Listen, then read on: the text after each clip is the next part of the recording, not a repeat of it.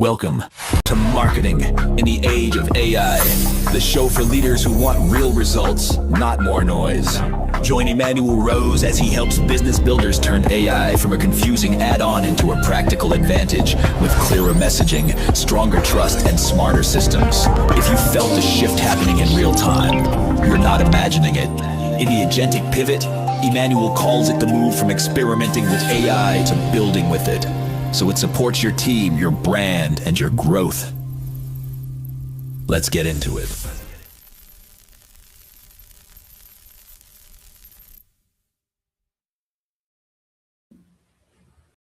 Welcome to Marketing in the Age of AI. I'm Emmanuel Rose. My guest today is Ted Wolfe, CEO of Guidewise and author of The Intelligent Business Equation.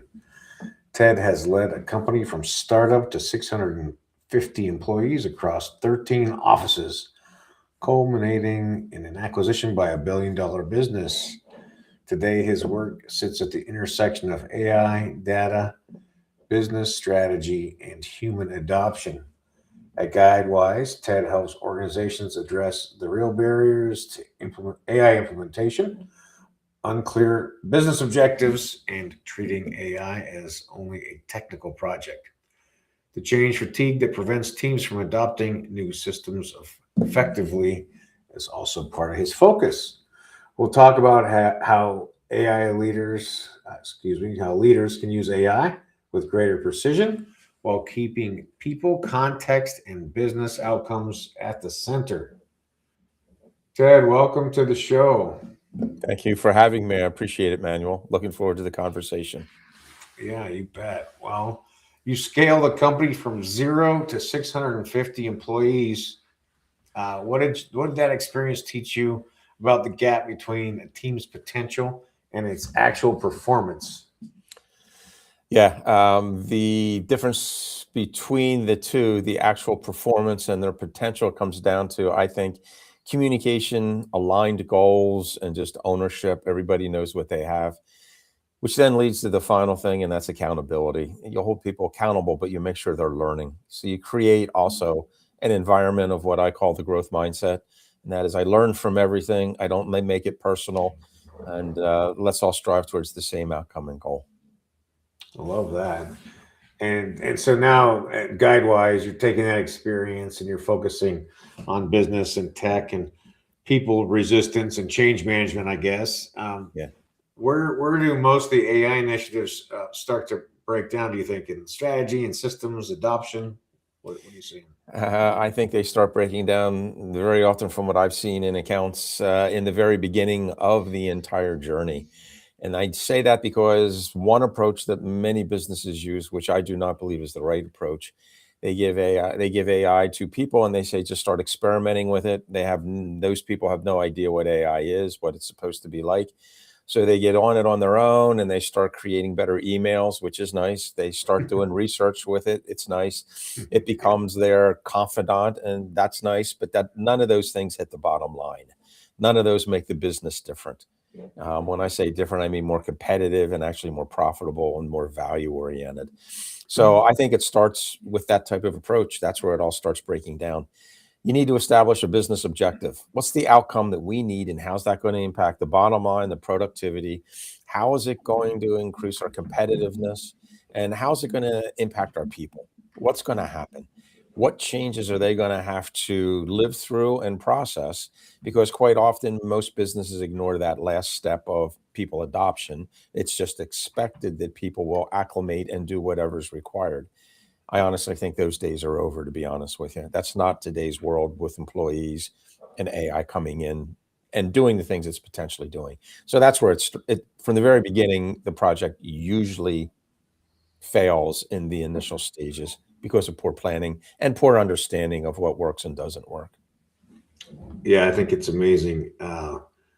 The lack of planning. I don't know why or how it's been so enculturated into American business, but everybody, at least what I've seen, is that most business owners and a lot of managers look at strategic planning as a waste of time and not something that's a valuable way to spend team time. Yeah. Here's where I think that comes from. Here's where I think Yeah. that comes from, Emmanuel, and that is that I think years ago, most of us in business who own a business, and let's just say that you're in your 40s, probably 50s and 60s, owning the business, you got in your way, and from the standpoint that you learned command and control, or the military discipline of how you organize a business. I have these different silos of functions. They're supposed to talk to each other, even though they don't really well, but they're all organized around accountability and responsibility. So if the owner says this, middle management says this plus that, if you will, then it Yeah. gets down to the front line, and it's like whisper down the lane. The front line worker has no idea why the decision was made, just Yeah. that you have to change. There's no training other than maybe software training or quote unquote leadership training, which generally, I think, in my opinion, really misses the mark today. But I think today we're faced with a different business environment where command and control doesn't work anymore. The military model of business and how it operates. Today, it's the entrepreneurial model. Today, we have change that's coming with us literally every single day, every week, every month. Take a look at what happens to AI in the span of 4 weeks. New releases are coming out. Everything's changing in 4 weeks. Take a look at the economy. Economy's holding up, but look at the swings that are going on because of number 3, geopolitics. Sure. One day the war's on, one day it's not. One day the tariffs are on, one day they're not. How do you plan in a business around that stuff? That requires an entrepreneurial environment, and that requires an awful lot of creativity, resiliency, and agility in employees. And it's not trained. It's not put in there. So the natural thing when you go into overwhelm is you freeze, you stop. That's the logical thing to do. And that's what employees are doing. So I think leaders, owners need to do a better job of communicating what's going on and communicating the need for creativity, the need for resilience and agility.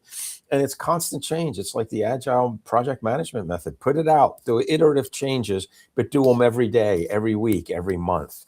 That's what we need. And that's how AI, and that's where AI will lead us, because it will merge those two business models together.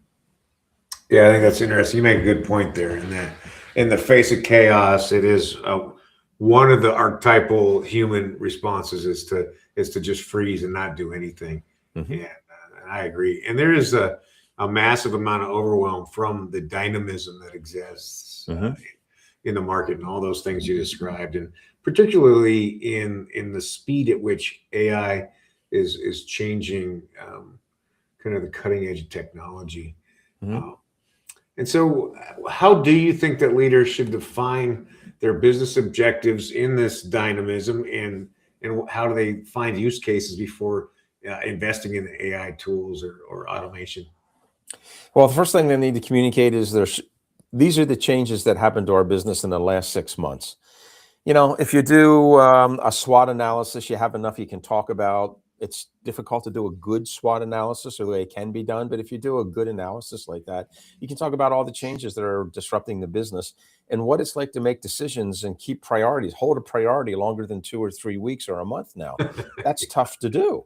So you need to, I think a business owner or a senior leader needs to communicate, here's the environment we're living in. This is life. So we're going to get over it because here's how we're going to react to it. We're going to develop more teams, and we're going to develop more cross-functional teams. And we're going to assign accountability and responsibilities and decision-making to these teams. I did this 30 years ago in our business. It was extremely effective. And if we didn't do that, we would not have grown the way we did from 0 employees to 650 employees. And I mean, we did that in 18 years. And that was with 4 recessions in there. So today you need to be able to start by communicating those things. And then you'd be able to identify where is the weakest functional area of the business. And what's the cause of that? What's the root cause? Do some analysis. That's your strategy. And then you need to be able to say, here's where we need to go in the future, 6 months and 1 year. And that's your point B. And define what the outcome needs to look like. And then come back to the beginning, start with the end in mind, come back to the beginning and start laying out, here's the milestones we need to achieve to do that.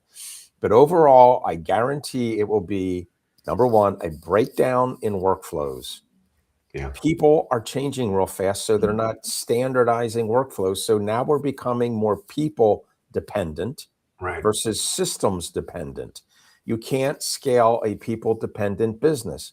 You can only scale a systems driven business where the system is now helping you make decisions and steer strategy. That's called intelligence. That's called AI. But for AI to do that, it has to break down the silos between departments and get access to information throughout the business, which means I form teams around clients. I form teams around products, initiatives. That's what you have to do. And if you do that and you know what the focus is and the business outcomes you're driving for, now I have a decent foundation theoretically to begin building AI on, but there's many steps after that you have to do to make sure you can put AI in effectively. Here's a little tidbit. Most people don't understand AI goes back to what they call large language models, and it's large language models, not large math models. So when AI sees a spreadsheet, it thinks it's a book and it's looking for words to attach and build sentences, paragraphs, chapters around. Other than that, it has great difficulty understanding spreadsheets. So you got to get a platform to put all that data on that AI can access. Most people don't know that. They don't realize that. And if you're using something like Copilot, it's extremely different to go outside of the universe of Microsoft data to pick up that data and bring it in. So you still have the same difficulty. Yeah, that's an interesting one. Well, tell me a little bit about the intelligent and what your motivation was to write a book. Mm-hmm. Okay. I have been meeting with business owners and senior leaders in businesses my entire life since I'm 26 years old. That's decades ago, and we'll let that there. It's decades I've been doing this. We won't dig into that one. So when you look at that, when I look at that, I say businesses usually think I'm going to start a business, an owner, an entrepreneur, I'm going to grow it, and then I'm going to sell it. And they assume everybody's going to buy. But right now, 30% of businesses that are up or open to acquisition actually get acquired, which means you got a 30% chance of winning. Now, you're against PE, private equity, because private equity is involved in almost every deal. The 50% of all deals that close, and it's increasing, is by PE. So if you think you're going to out-negotiate private equity in selling your business at a high multiple, you're not going to do it. They're doing it every day. These guys have this system down. So there's some things you have to do to say, I got to build certain structures and systems into my business. And when I do that, I get what's called optionality. And optionality is a finance term that simply means I have financial leverage in any area at any time that I want or need. And here's how I build it in through systems. One of those systems is AI. Without AI, you do not get an intelligent business today. I'm going to give you one quick example. I could have a business and it's operating very well. It has KPIs that are being met. It's got great products. It has good people, but it doesn't have AI. Now let's take another business. I have AI. I get a systems driven approach. So I have to know how to put in systems. Number one, I have to know how to put in data. So the data is accessible to the AI agent. I form multiple agents. I orchestrate and govern them just like I do in a human workforce. They become my agentic workforce. They see things, they remember things more than any human. They think faster than any human. So from strategy to operations to finished product to actually collecting the invoice, I got to develop systems that AI can get data. The workflow is the system. Now I put intelligence in there. My one example, I can now take your cultural core values by name, and I can go into my general ledger, and in the sub ledgers, I can start getting threads built in there that will tell me a number from your general ledger and your income statement. Are you making money according to these core values or not? I could never do that before. That's intelligence. Quick example. Let's just say that quality is something we pride ourselves in our business. We are the best at quality. A lot of people say that. Sure. A good accountant will naturally say, well, let me take a look at what your scrap, your rework is. Let me talk about warranties that you've got to fulfill, et cetera, et cetera. Let me talk to you about, emergency shipping costs and things like that because of product breakdowns. They could put that together, but AI does it without thinking. So all I have to do is build the agents to collect that information, and I can tell you exactly where to go to implement and fulfill your core values of the business. They no longer are a picture in a picture frame in the front office or in the lunchroom or on a website. Yeah, it's pretty powerful. I'm curious what kind of tools that you're using to build agents for clients and deliver that for your clients. Pretty agnostic. If they're using Copilot, we'll use Copilot. We're building agents in Copilot. We'll use Claude. A lot of people in business are using Claude right now. Yeah. Our preferred way of orchestrating and managing that is the IBM Watson X platform for AI. Okay. Yep. I can use within IBM Watson X any open source or any LLM that's out on the market. Yeah. They're all protected under the IBM umbrella. I can tap into them and I can orchestrate agents. So I can direct agents from Claude. I can direct agents that might be built from Copilot, and I organize and I direct and I, in effect, govern the rules of what they're all going to do to get the outcomes I want. So they're the tools that we use. And we use Jira a lot so we can normalize the data. Yeah, that's interesting. Yeah, and I think that it is important when at this point in time to deploy tools that are as agnostic and dynamic as possible, because you really don't know when something Fable is going to get pushed away by the feds or something. Exactly. You need to be able to pivot constantly. Yeah, and that's why we like IBM, because I can pivot. If I just was with Claude and the government shut them down for a month, what am I going to do? Yeah. What am I going to do? The government already did it. That's not theory. That's evidence. For sure. Yeah. Yeah. Well, what are you finding as you're working to do marketing for the intelligent business equation? What's working for you right now, and what's working that maybe you didn't think was going to work when you were first looking at marketing the book and yourself? Mm-hmm. What's working is people now are starting to understand if I'm in that silver tsunami, meaning I own a business and I'm in my 50s or 60s, I have to sell it at some point. They're starting to think about it. Years ago, they didn't. Now they're starting to think about it because they know I may not be able to sell the business. So if my money's locked up in the business, selling it, exiting it is one formula. They're at least thinking about it, but now they're open to other alternatives. I could guide them in building a business that they could keep forever and just take dividends out of and have other people make it. Sure. I can help them go out for financing.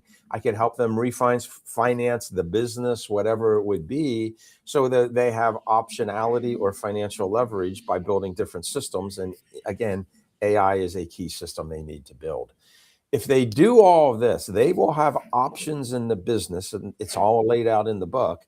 You will have options to get your money out of the business in different ways that you never had before.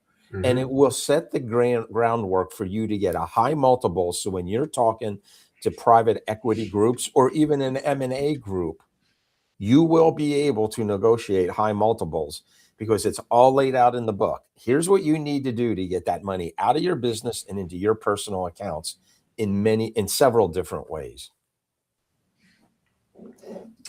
Well, that to me, that only a third of businesses are able to sell. I think that it's a kind of a, especially when different options for people to be able to leverage. Yeah. Wow. Yeah, it's not unusual. A business will go out and they'll talk to four different or four different organizations, and they do not get an offer from any one of them. I personally know of a company that just did it. I was not working with them, but I know of a company that they lost 4 efforts. They went out 4 times trying to sell their business, couldn't find a buyer at the multiple that they wanted to sell at. And they did not have the arguments in place to do that. Yeah, and that's what I've seen a lot. Oftentimes, if it's a SMB or operator, that they have expectations of what the business is worth, right? It's always like, it's Yeah. worth $10 million. And you're like, how'd you come up with that number? Like, because that's what I want to retire. Like, ouch. That's really kind of not the best way to price a business, right? They should have talked to someone like me or read the book if on the sell side to get that done. They need to start years ahead of time, 2-3 years ahead of time. 2 years anyway is what it takes, because you got to show financial statements that you were already made the turn and the values built into it. Right. Yeah. And that there's some kind of growth opportunity for somebody when they take it over, right? To be able to pay for it. Absolutely. Yeah. Tremendous opportunities out there. They just don't know how to take advantage of them, and they waited too long. Now, again, the thing that's working, they're starting to understand that, I think, and react a little sooner. Yeah, it always reminds me of that line about the best time to plant a tree was 20 years ago. The second best time is to plant it today, right? Exactly. Yeah. Well, and even from a marketing standpoint, you Ted, talk about the marketing age and time. AI. One of the things people have to do is market internally to their own employees and their vendors, because if they don't market and communicate properly, I'm going to say the rumor mill takes over. So internal marketing to me is just as important as external marketing. Yeah, I agree with that. That brand is the emotional connection that people have with your business, and it is all three. It is, well, or four, right? It's your prospects, your clients, your staff, and your business connections. Yeah, exactly. Exactly. Well, Ted, if somebody wants to get in touch with you and have a conversation about selling their business, or at least even AI and automation, how do they do that? They can email me at TED at Guidewise, all one word, guidewise.ai. They can come to the website, or they can find me on LinkedIn. Ted Wolf 2 would be the URL in LinkedIn. All right. Well, I really, again, appreciate your time and your insights, and thanks for outlining the intelligent business equation and getting it out for people to have a better chance at selling their business and getting value from the work they've done. Very good. Thank you very much, Emmanuel. Appreciate your time. All right. Thank you. See you soon.